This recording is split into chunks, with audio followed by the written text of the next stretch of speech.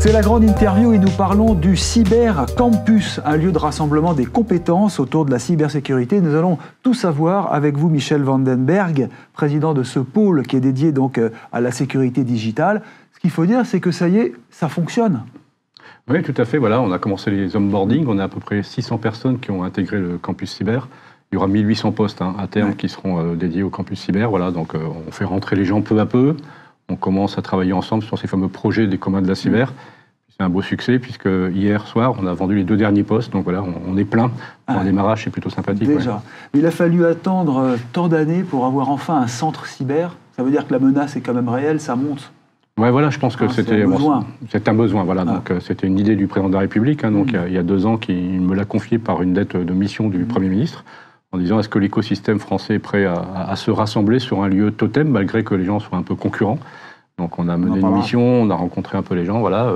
Le projet a démarré, on a signé le bail avec le propriétaire de la tour, puisque c'est 26 000 m² quand même, en juillet 2021, et on a ouvert au mois de février. Donc ça s'appelle le Cybercampus, c'est situé à Paris La Défense. Oui. Donc vous allez faire venir, ce sont des gens physiquement donc, qui vont être stationnés en permanence, ou est-ce que c'est comme une ruche où on viendra en fonction des besoins? Alors c'est un peu les deux, voilà. Il y a des grandes entreprises ou des start-up françaises qui ont décidé d'y installer leur expertise et leur expert. Par exemple, Capgemini a dit nous on va prendre 2000 m², on va mettre l'ensemble de l'expertise cyber au sein du campus cyber. Il y a des entreprises qui disent on met tout ou partie de nos experts en fonction des projets qui vont être menés. Ensuite, on a des écoles qui ont décidé de mettre leur cursus dédié à la cybersécurité au sein du campus cyber. Puis l'État qui a pris à peu près 25% de la tour avec le ministère de l'Intérieur, l'ANSSI, l'INRIA, pour pouvoir justement faire un petit peu foisonner les idées autour de la cybersécurité. Ce qui veut dire qu'en fait, ils délocalisent leurs propres services chez vous. C'est un peu ça. Dans les entreprises aussi, ils vont abandonner leur département. Alors ils n'abandonnent pas, puisque c'est important quand même toujours de lier la cybersécurité au métier. Voilà, donc ce qu'on veut, c'est créer des projets ensemble. Donc en fonction des projets qui vont être menés, les entreprises changeront les experts qui viendront travailler sur le campus cyber. Donc c'est, par exemple, quand une entreprise prend, je sais pas, 8 postes au sein du campus cyber, on leur permet d'avoir 16 badges pour que justement ils puissent changer les experts qui viendront travailler. Et ça veut dire en même temps, il y aura peut-être plus d'emplois dans ces métiers à terme. C'est aussi une manière de susciter des vocations. Alors c'est vraiment un des sujets du campus. En fait, la cybersécurité, il y a 15 000 postes en France qui sont ouverts, qui ne trouvent pas preneur. Parce qu'on doit changer l'image. Voilà. On nous voit très souvent comme des techniciens, un peu geeks, etc., alors qu'il y a plein d'autres métiers. Et donc, on voulait changer justement, être plus attractif. Donc, en créant ce lieu qu'on veut faire visiter, on veut proposer presque à des collégiens de venir voir un peu ce que c'est que le métier de la cybersécurité. Pour pallier à ce manque de ressources, c'est extrêmement important pour nous. C'est intéressant ce que vous dites, parce que quand on parle cybersécurité, on pense aux attaques sur Internet, on pense à son propre compte bancaire qui est hacké, hameçonné. Mais ça cache plein d'autres et de nouveaux métiers. On en parle beaucoup avec en ce moment la crise en Ukraine. C'est vraiment la menace qui pèse sur nos sociétés occidentales. C'est exactement ça. Voilà. Aujourd'hui, le risque cyber, c'est le deuxième, ou parfois même le premier risque identifié par les entreprises. Voilà.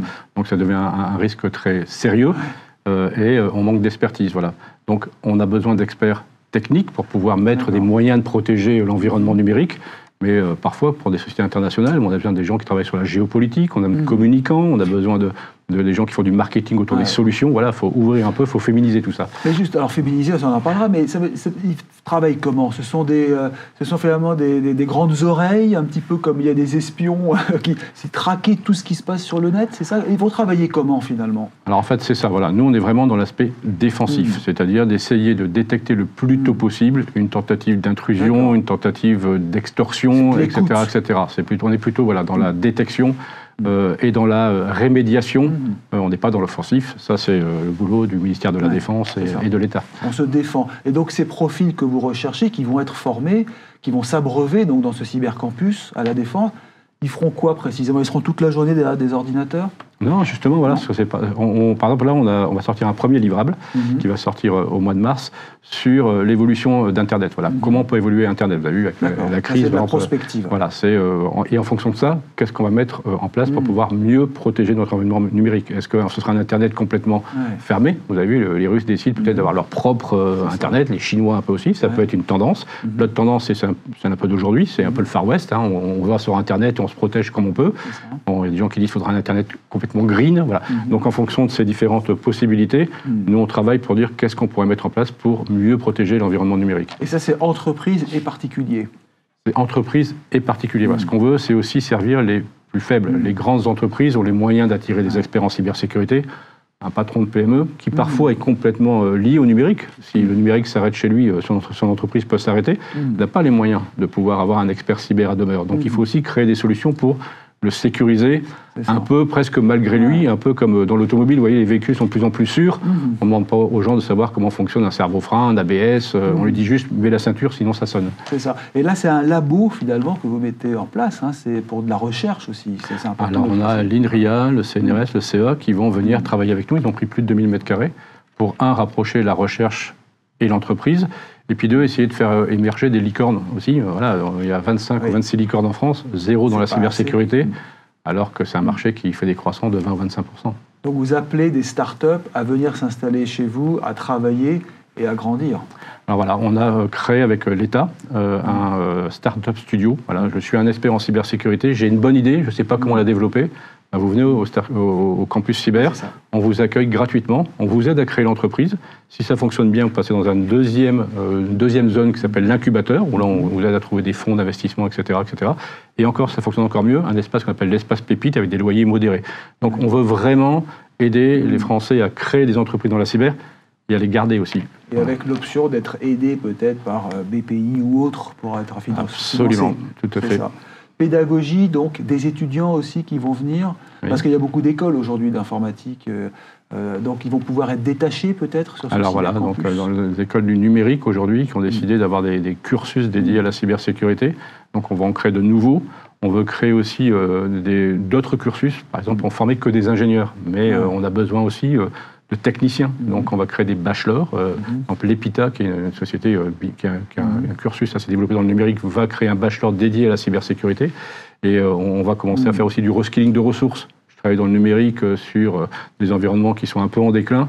Ben, on les formera au métier de la cybersécurité. D'accord. Vous aurez des conférences aussi pour inviter sûrement des journalistes aussi qui vont s'abreuver. Bien sûr, voilà. Donc on a à peu près 10% des espaces qui sont des espaces événementiels. Donc on aura justement un grand forum, on aura un auditorium.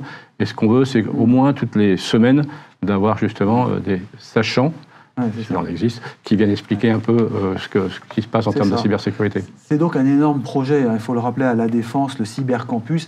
Il y a des équivalents dans d'autres pays d'Europe ? Alors, on a été regarder ce qui se faisait d'ailleurs dans le monde. Voilà, on a été à Beersheba, puisque les Israéliens sont extrêmement forts sur ce sujet-là.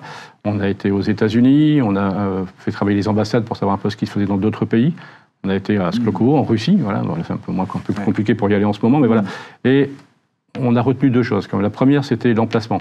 C'est en fait, même Beersheba, c'est à 60 km de Tel Aviv. Il faut se taper 1h30 de bagnole dans le désert. Les experts cyber disaient non, c'est trop compliqué, on reste à Tel Aviv. Moscou, pareil, disait nous, on reste à Moscou, on ne va pas travailler à Sklokovo, c'est 30 minutes de voiture, ça ne les intéresse pas. Donc on s'est dit, si on fait un campus, parfois ça a été un peu ce qu'on me demandait, de faire un peu d'aménagement du territoire. Si on fait un campus qui soit trop délocalisé, les experts ne viendront pas. D'où le choix de la défense. Maintenant, ce qu'on veut, c'est aller développer ces campus dans les territoires.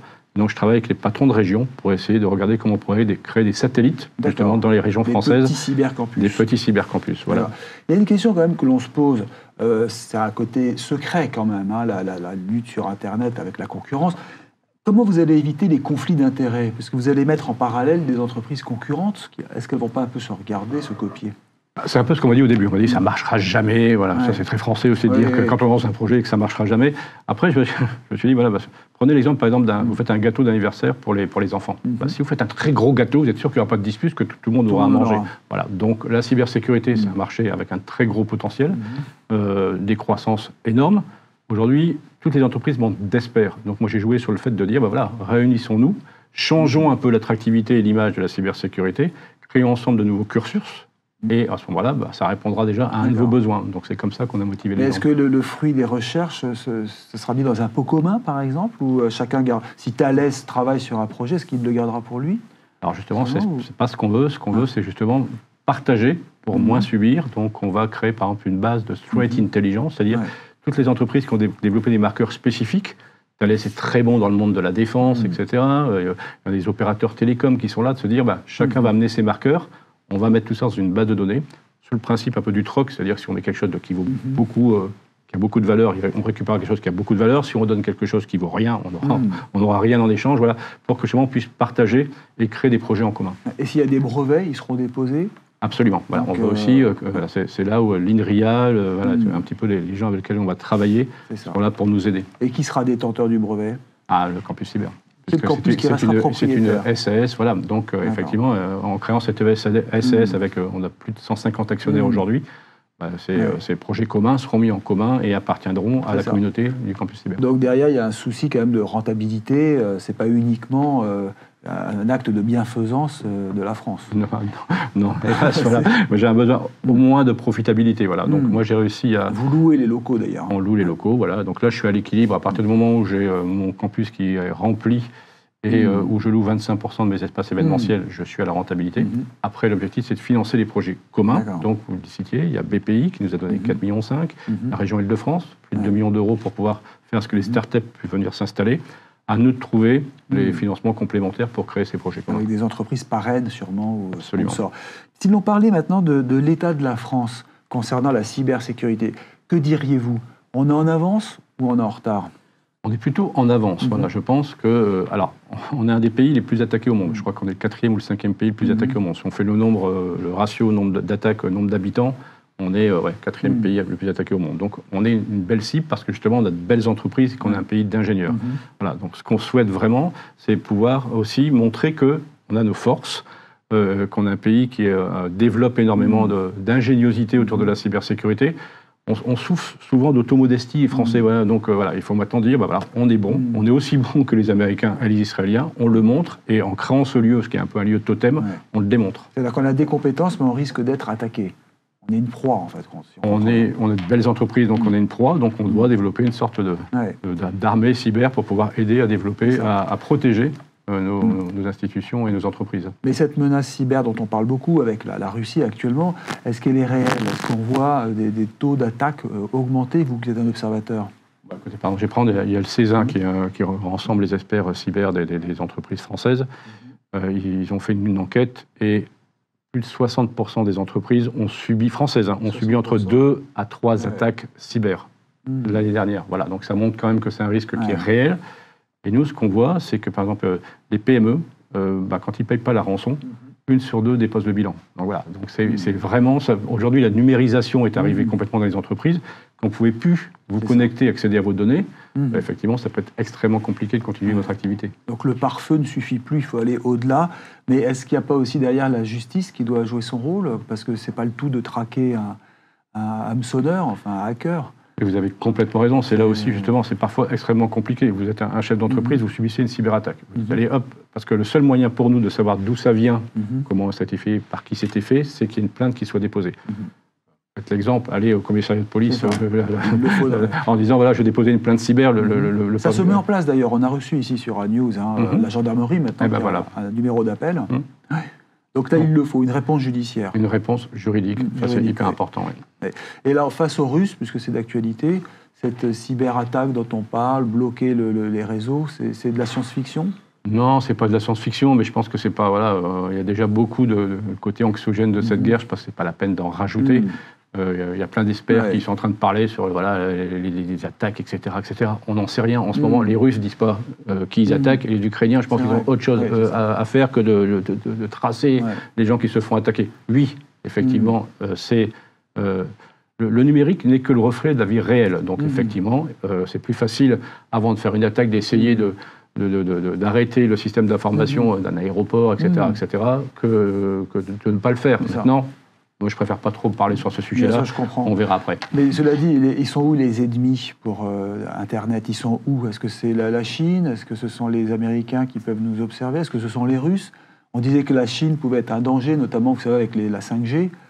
Ça aussi, c'est une question qui est posée. Il y a 2 typologies en fait, de menaces. Il y a la menace en termes de cybercriminalité, c'est-à-dire pour pouvoir faire de l'argent. Voilà. Et là, on a différentes typologies d'attaques. Effectivement, il y a des groupes qui se créent, des réseaux qui se font. Tout ça, c'est du business. Et après, vous avez complètement raison, les attaques de type étatique, qui là sont pour pouvoir soit déstabiliser, soit pour pouvoir... Justement, il faut faire attention quand on installe des matériels qui n'est pas forcément souverain.